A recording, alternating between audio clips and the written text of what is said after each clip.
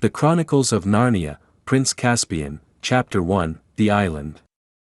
Once there were 4 children whose names were Peter, Susan, Edmund, and Lucy, and it has been told in another book called The Lion, the Witch and the Wardrobe how they had a remarkable adventure. They had opened the door of a magic wardrobe and found themselves in a quite different world from ours, and in that different world they had become kings and queens in a country called Narnia. While they were in Narnia they seemed to reign for years and years, but when they came back through the door and found themselves in England again, it all seemed to have taken no time at all. At any rate, no one noticed that they had ever been away, and they never told anyone except one very wise grown-up. That had all happened a year ago, and now all 4 of them were sitting on a seat at a railway station with trunks and playboxes piled up round them. They were, in fact, on their way back to school. They had traveled together as far as this station, which was a junction, and here, in a few minutes, one train would arrive and take the girls away to one school, and in about half an hour another train would arrive and the boys would go off to another school. The first part of the journey, when they were all together, always seemed to be part of the holidays, but now when they would be saying goodbye and going different ways so soon, everyone felt that the holidays were really over and everyone felt their term-time feelings beginning again, and they were all rather gloomy and no one could think of anything to say. Lucy was going to boarding school for the first time. It was an empty, sleepy, country station and there was hardly anyone on the platform except themselves. Suddenly Lucy gave a sharp little cry, like someone who has been stung by a wasp. "What's up, Lou?" said Edmund, and then suddenly broke off and made a noise like, "Ow." "What on earth?" began Peter, and then he too suddenly changed what he had been going to say. Instead, he said, "Susan, let go! What are you doing? Where are you dragging me to?" "I'm not touching you," said Susan. "Someone is pulling me. Stop it."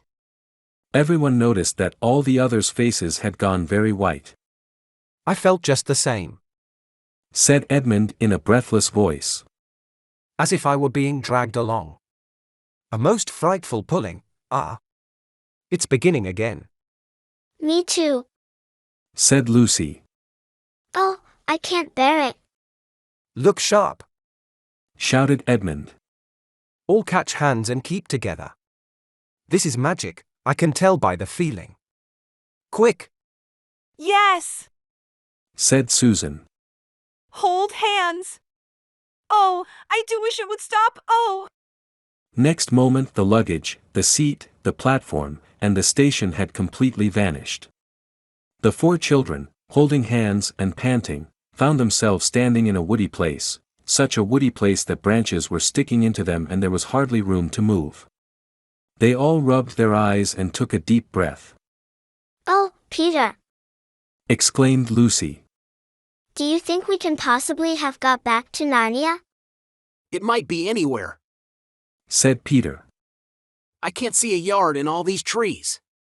Let's try to get into the open, if there is any open." With some difficulty, and with some stings from nettles and pricks from thorns, they struggled out of the thicket. Then they had another surprise. Everything became much brighter, and after a few steps they found themselves at the edge of the wood, looking down on a sandy beach. A few yards away a very calm sea was falling on the sand with such tiny ripples that it made hardly any sound. There was no land in sight and no clouds in the sky. The sun was about where it ought to be at 10 o'clock in the morning, and the sea was a dazzling blue. They stood sniffing in the sea smell. "By Jove! Said Peter. This is good enough." 5 minutes later everyone was barefooted and wading in the cool clear water. "This is better than being in a stuffy train on the way back to Latin and French and algebra," said Edmund. And then for quite a long time there was no more talking, only splashing and looking for shrimps and crabs. "All the same, Said Susan presently. I suppose we'll have to make some plans. We shall want something to eat before long." "We've got the sandwiches Mother gave us for the journey. Said Edmund. At least I've got mine." Not me. Said Lucy. Mine were in my little bag. So were mine. Said Susan. Mine are in my coat pocket, they're on the beach. Said Peter. That'll be 2 lunches among 4. This isn't going to be such fun. At present, Said Lucy. I want something to drink more than something to eat. Everyone else now felt thirsty, as one usually is after wading in salt water under a hot sun. It's like being shipwrecked. Remarked Edmund. In the books they always find springs of clear, fresh water on the island. We'd better go and look for them. Does that mean we have to go back into all that thick wood? Said Susan. Not a bit of it. Said Peter. If there are streams, they're bound to come down to the sea, and if we walk along the beach, we're bound to come to them. They all now waded back and went first across the smooth, wet sand and then up to the dry, crumbly sand that sticks to one's toes, and began putting on their shoes and socks. Edmund and Lucy wanted to leave them behind and do their exploring with bare feet, but Susan said this would be a mad thing to do.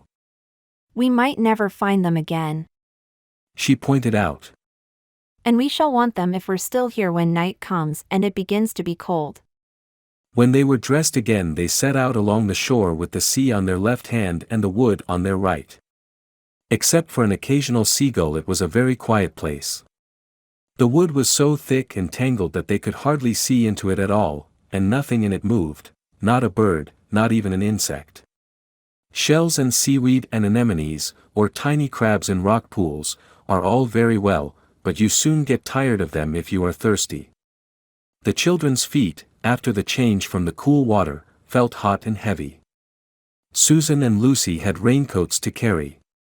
Edmund had put down his coat on the station seat just before the magic overtook them, and he and Peter took it in turns to carry Peter's greatcoat.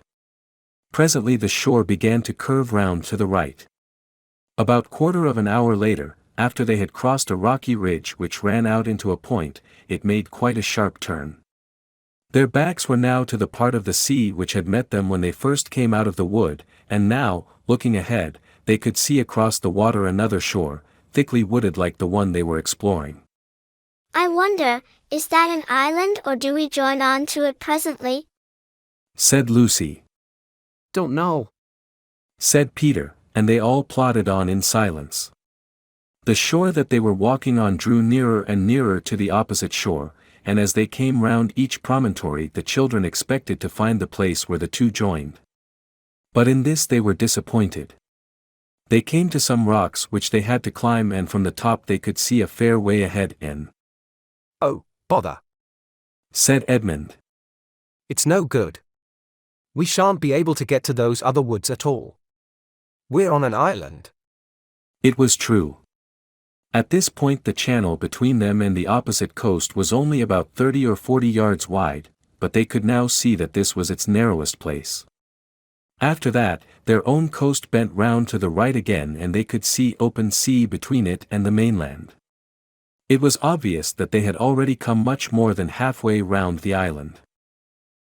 Look, Said Lucy suddenly. what's that? She pointed to a long, silvery, snake-like thing that lay across the beach. A stream! A stream!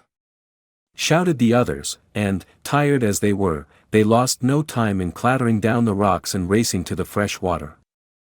They knew that the stream would be better to drink farther up, away from the beach, so they went at once to the spot where it came out of the wood.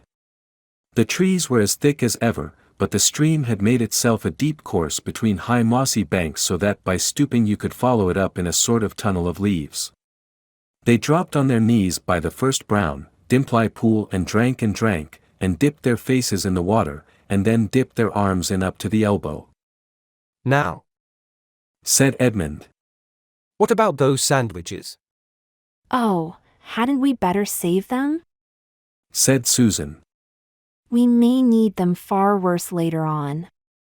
I do wish. Said Lucy. Now that we're not thirsty, we could go on feeling as not hungry as we did when we were thirsty. But what about those sandwiches? Repeated Edmund. There's no good saving them till they go bad. You've got to remember it's a good deal hotter here than in England, and we've been carrying them about in pockets for hours. So they got out the 2 packets and divided them into 4 portions, and nobody had quite enough, but it was a great deal better than nothing. Then they talked about their plans for the next meal. Lucy wanted to go back to the sea and catch shrimps, until someone pointed out that they had no nets. Edmund said they must gather gulls' eggs from the rocks, but when they came to think of it they couldn't remember having seen any gulls' eggs and wouldn't be able to cook them if they found any. Peter thought to himself that unless they had some stroke of luck they would soon be glad to eat eggs raw, but he didn't see any point in saying this out loud. Susan said it was a pity they had eaten the sandwiches so soon. 1 or 2 tempers very nearly got lost at this stage. Finally Edmund said, Look here. There's only one thing to be done. We must explore the wood. Hermits and knights-errant and people like that always manage to live somehow if they're in a forest. They find roots and berries and things. What sort of roots? asked Susan. I always thought it meant roots of trees, Said Lucy. Come on! Said Peter. Ed is right. And we must try to do something.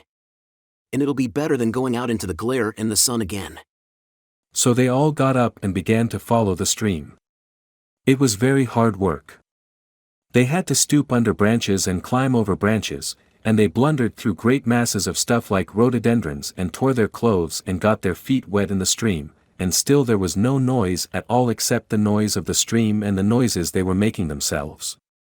They were beginning to get very tired of it when they noticed a delicious smell, and then a flash of bright color high above them at the top of the right bank. I say. Exclaimed Lucy. I do believe that's an apple tree. It was. They panted up the steep bank, forced their way through some brambles, and found themselves standing round an old tree that was heavy with large yellowish golden apples as firm and juicy as you could wish to see. And this is not the only tree, said Edmund with his mouth full of apple. Look there, and there. Why, there are dozens of them, said Susan, throwing away the core of her first apple and picking her second. This must have been an orchard, long, long ago, before the place went wild and the wood grew up. Then this was once an inhabited island, said Peter. And what's that? Said Lucy, pointing ahead. By Jove, it's a wall! Said Peter. An old stone wall! Pressing their way between the laden branches they reached the wall. It was very old, and broken down in places, with moss and wallflowers growing on it, but it was higher than all but the tallest trees. And when they came quite close to it they found a great arch which must once have had a gate in it but was now almost filled up with the largest of all the apple trees.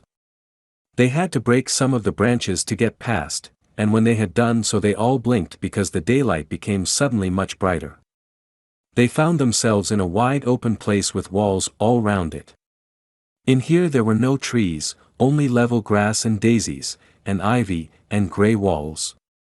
It was a bright, secret, quiet place, and rather sad, and all 4 stepped out into the middle of it, glad to be able to straighten their backs and move their limbs freely.